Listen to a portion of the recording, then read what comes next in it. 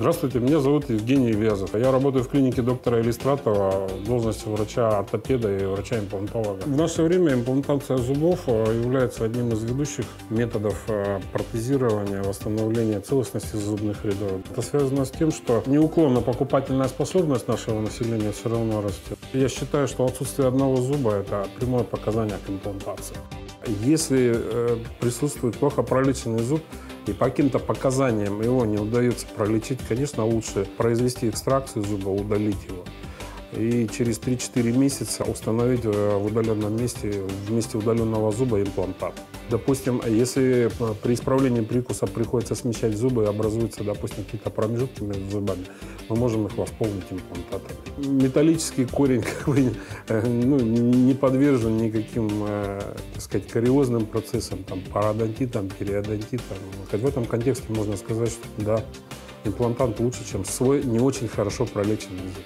Так как клиника развивается в довольно серьезный такой медицинский центр, да, то есть мы, в принципе, можем оказывать высококачественные услуги по разным направлениям. Что касается стоимости имплантационных систем, значит, сейчас на рынке имплантации порядка 240 систем имплантации. В нашей клинике мы, допустим, имплантируем системы высокобюджетные, это, допустим, Nobel Active и Astra Tech. В среднем сейчас цена таких высокобюджетных систем имплантации составляет около 50 тысяч рублей. Такое противопоказание, даже как сахарный диабет, на данный момент не является абсолютным. По той причине, что у нас большая череда пациентов была, которые мониторят свой сахар, держат его в допустимых значениях, и тем не менее, мы провели им имплантацию. Срок давности таких работ составляет где-то примерно 5 лет. И наблюдая их, мы можем сказать, что у них все успешно, функционирует, никаких проблем нет. Понятие гарантии почему-то присутствует на рынке медицинских услуг только в России. При соблюдении пациентам всех наших рекомендаций и при условии, что доктор, который производит данную процедуру, выполняет весь медицинский протокол, приживляемость имплантатов кости достигает 99,6%.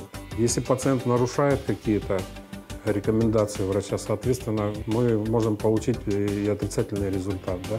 Шовные материалы, костные заменители, мембраны, они проходят, очень серьезную проверку и сертификацию. И могу сказать с полной уверенностью, что повторно реплантированные импланты успешно интегрировались, они запротезированы, и люди пользуются ими как полноценными зубами. Плюс каждому пациенту в клинике доктора Елистратова комплексный подход.